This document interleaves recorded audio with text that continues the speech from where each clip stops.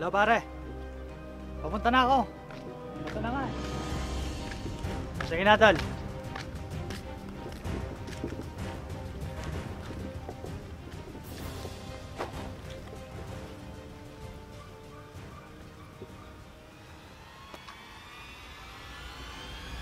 Diyos ko, ang daming pera nito.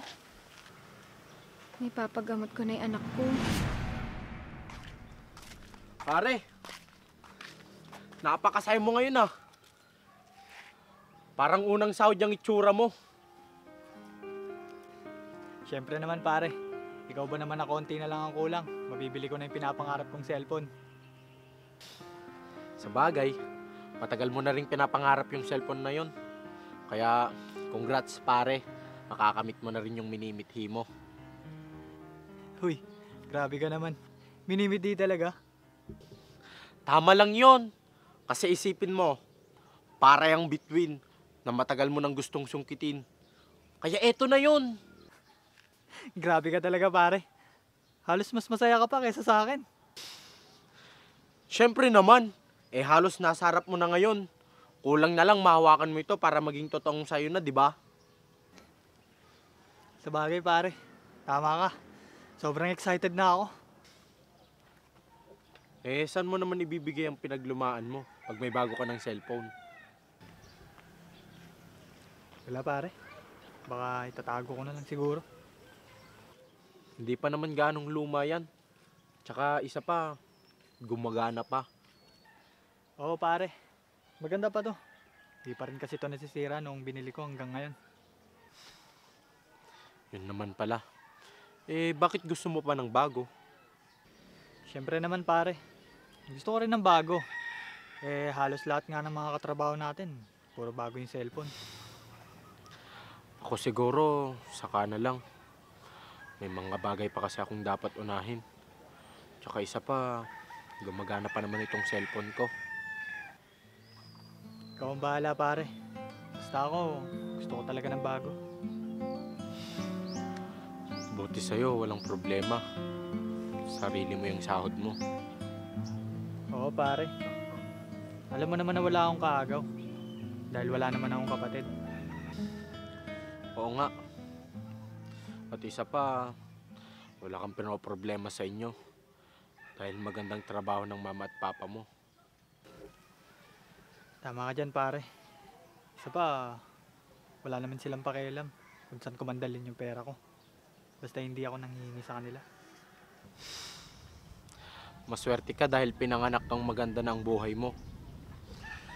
Hindi mo naranasan ng may kaagaw. Diyan ka nagkamali pare. Boring din kaya yung walang kapatid. Napakatahimik ng bahay pag wala na sila mama at papa.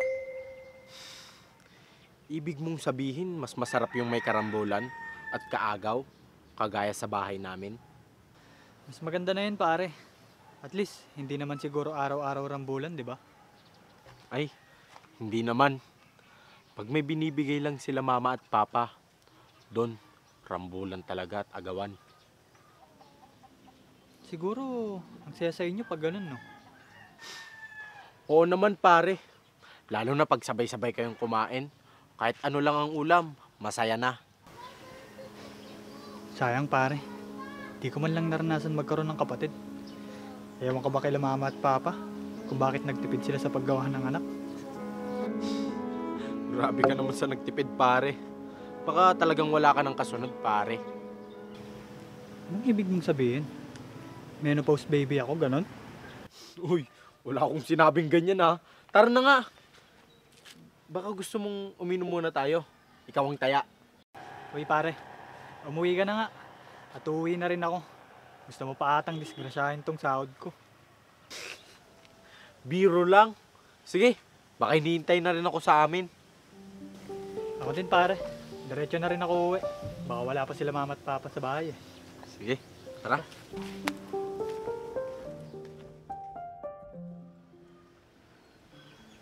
Pare, mabuti naman at di ka abala ngayon. Dati kasi pag inaaya kita tuwing day off natin, abala ka. Alam mo pare, kagabi pa lang naglaban ako. Para wala na akong gagawin ngayon. Ayos ah. Parang naramdaman mo na aayain kita ngayon. Gusto ko rin mag-relax paminsan-minsan, pare. Tulad nito, yung walang stress tulad sa trabaho. Oo nga. Halos isang buong linggo tayong pagod. At nakatayo pa maghapon kamo. Yun na nga eh. Kaya dapat nating sulitin pag ganitong wala tayong pasok.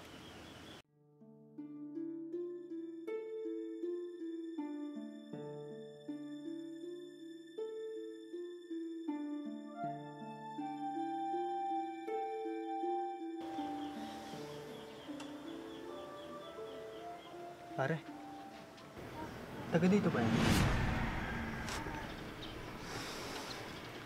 Hindi ako sigurado, pare. Pero matagal ko nang nakikita dito yan. Ah, siguro taga rito lang din siya. Siguro nga. Tsaka sabi nila, dati daw may kasama yung bata. Anak niya daw ata.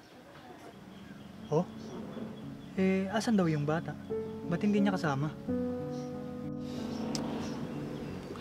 Matagal ko nang hindi nakikitang kasama niya.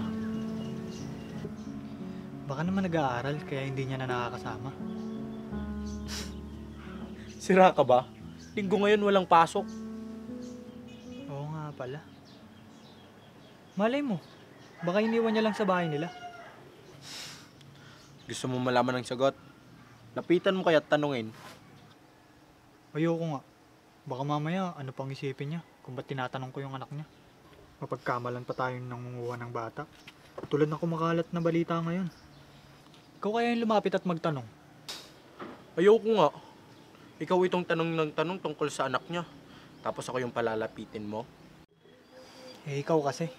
Kung ano-ano yung sinasabi mo. Ngayon ako pa yung may kasalanan.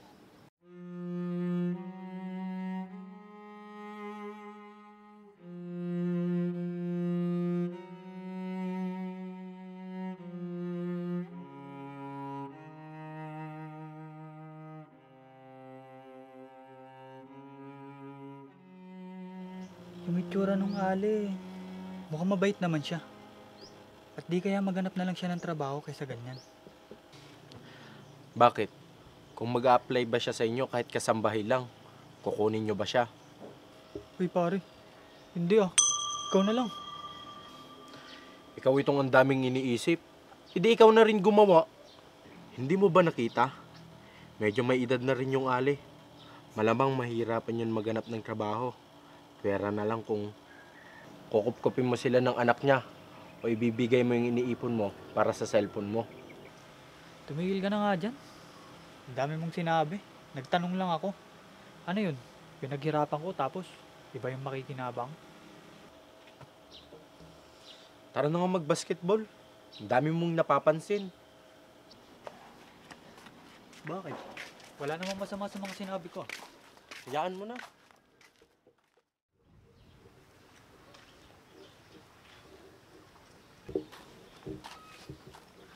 Grabe. Ang aga pa lang nangangalakal na itong matandang to.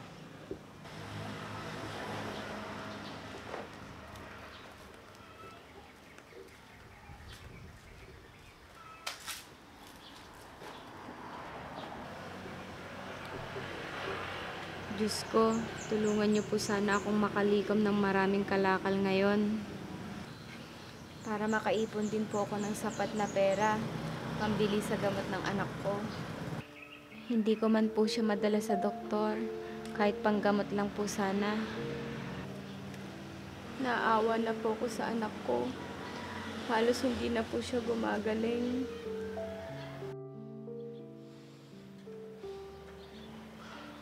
Kaya palang aga niya namumulit ng mga kalakal. Dahil may anak siyang kailangan niya bilhan ng gamot.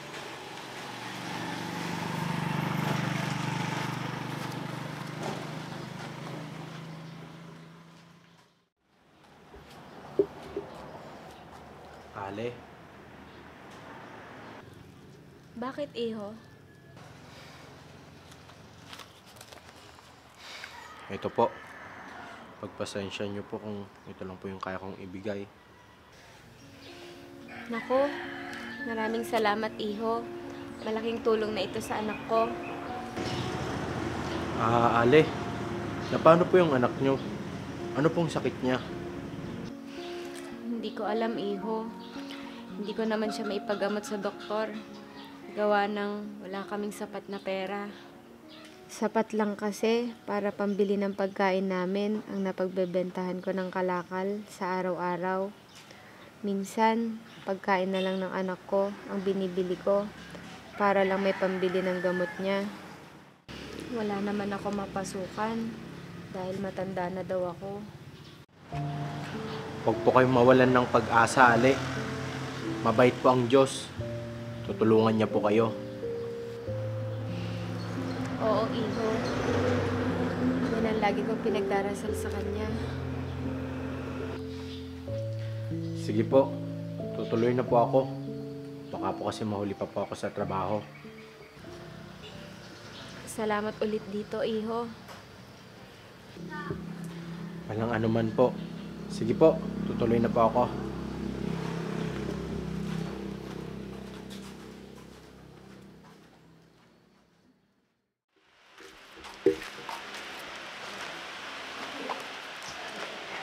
Mukhang sobrang excited mo ngayon na pare. Siyempre naman pare, ito na ang sagot para mabili ko yung pinapangarap kong cellphone. Wow. Kailan mo naman balak bilhin yon? Baka bukas na lang siguro pare. Painitin ko muna sa mga kamay ko tong sahod ko bago lumipad. Teka nga pala pare, bakit nga pala muntikan ka ng malit kanina? Wala. May nakakwentuhan lang kasi ako kanina sa daan. Ganun ba? Halos ilang buwan mo rin pinaghirapan mag-overtime palagi para lang makaipon agad. Medyo mahal din kasi gusto mong bilhin. Siyempre naman pare, siya rin lang naman ang mga ngarap ako. Doon ako sa makukontento ako. Di ba pare? Sa bagay, tama ka dyan. Sayang naman yung luma mong cellphone. Hindi pa naman ganong luma. Isa pa, gumagana pa. Ahanin mo yan ngayon. Huwag mong sabihin ni papahingi mo. Naku, hindi pare. Itatago ko to. Baka kasi magamit ko pa rin to. Tama yan. Yung iba kasi pinapahingi na lang. O kaya binebenta pag may bago na. Basta ako, itatago ko to pare. Sobrang laki kaya ng halaga nito sa akin. Ito yung una kong binili. Mula nung unang sahod natin. Kaya nga, nagpasama ka pa sa akin nun, di ba? Oo. Hindi ko pa kasi alam yung mga pasikot-sikot dito noon. Tara na pare, baka gabihin pa tayo sa biyahe. Sige, tara na.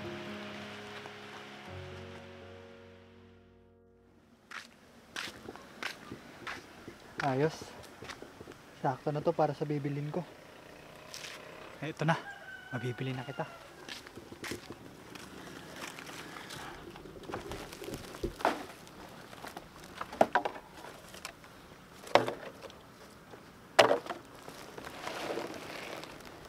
Diyos ko, gusto ko na pa ipagamot yung anak ko.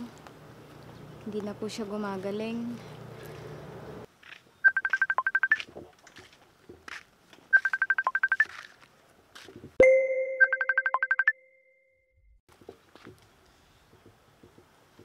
Hello pare. Papunta na ako. Ito na nga eh. Sige na tol.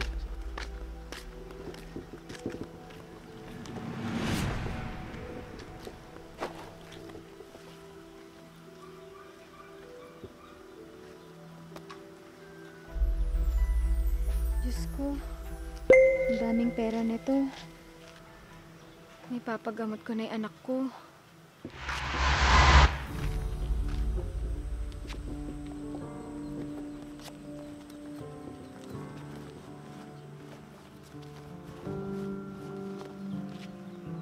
Teka. Saan na yan? Hindi pwede mawala yun.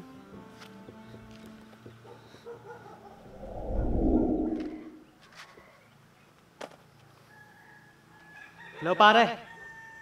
Eto na ako. Papunta na nga eh.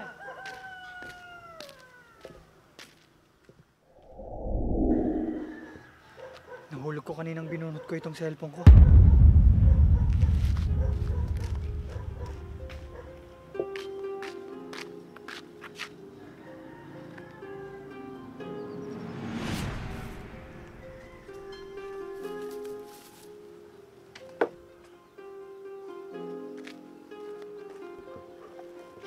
Ale! Saan niyo po nakuha yung hawak niyo? Sasabihin ko ba ang totoo? Pag sinabi ko, hindi ko na maipapagamot ang anak ko. Paano ng anak ko? Ale, tinatanong ko kayo. Saan niyo po nakuha yung wallet na hawak niyo? Napulot niyo ho ba yan? Alam kong masama kung aangkinin ko itong hindi ko pera. At mas lalong ayokong galing sa masama ang pampagamot ng anak ko.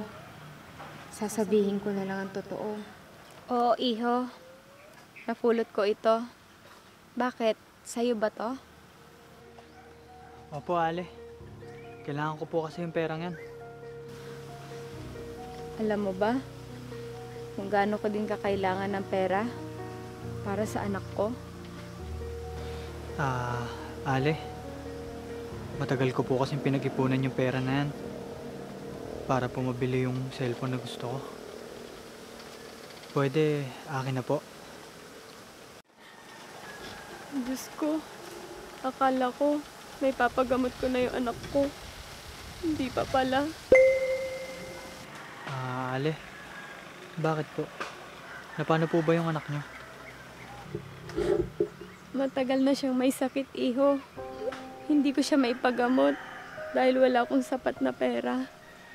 Kahit gustuhin ko man siyang gumaling, wala akong magawa dahil hindi ko siya madala sa doktor.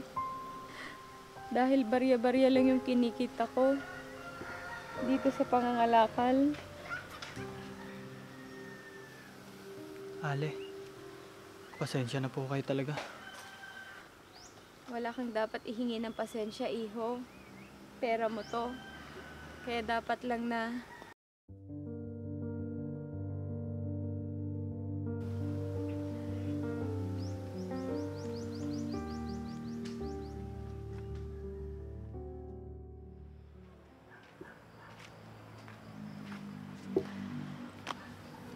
Oh, Brian, nandyan ka na pala. Ba't ganyan yung itsura mo? Di ba dapat masaya ka? Nasaan na pala yung nabili mong cellphone? Wala. Wala akong nabili. Ha? Bakit? Ba't wala kang nabili? Alam ko na. Nahuli ka siguro, no? Nabili na siguro ng iba yung gusto mong model ng cellphone. Tama ba ako? Hindi. Natatandaan mo ba yung Ali na nangangalakal? Oo, bakit? Naaawa ako sa anak niya. Kaya... Hindi ho.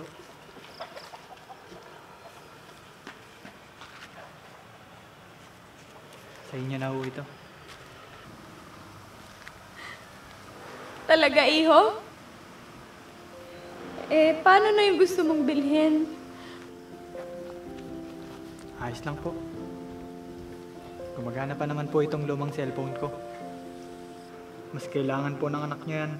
Makakabili naman po uli ako ng cellphone pag nakaipon na uli ako. Dahil ang pagbili ho ng cellphone, makakapaghintay po yan. Pero ang buhay po ng tao, isa lang ho. Napakawalang puso ko naman po kung uunahin ko ang gusto ko kaysa tulungan ko ang anak niyo. Kaya sa inyo na po yan. Ibagamot po ninyo yung anak ninyo. Maraming salamat. Napakabait mo, iho. Hulog ka ng langit sa amin ng anak ko.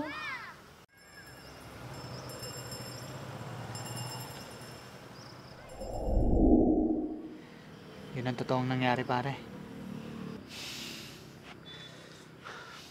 Hanga ko sa'yo, pare.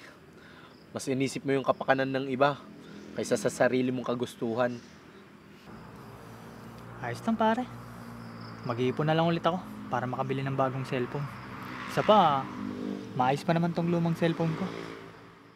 Hindi pa talaga siguro napapanahon na maghiwalay kami ng lumang cellphone ko. At hindi rin siguro para sa akin yung cellphone na gusto kong bilhin. Ayos lang yan. Ang mahalaga, nakatulong ka sa kapwa mo. At isa pa, malay mo, doble ang ibalik sa'yo ng nasa taas. Di ba? Sana nga pare. Tara, magmerienda na lang tayo. Sagot ko. Sige ba pare? Salamat. Tara.